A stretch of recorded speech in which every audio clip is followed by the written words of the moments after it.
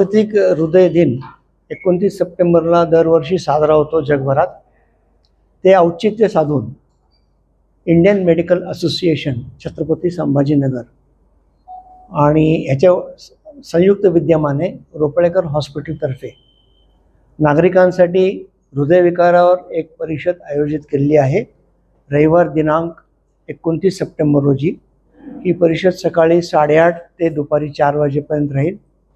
ह्या परिषदेमध्ये प्रख्यात हृदयरोग तज्ज्ञ वेगवेगळ्या विषयांवर त्याचे विचार मांडतील आणि ही व्याख्यानं मराठीतून होतील.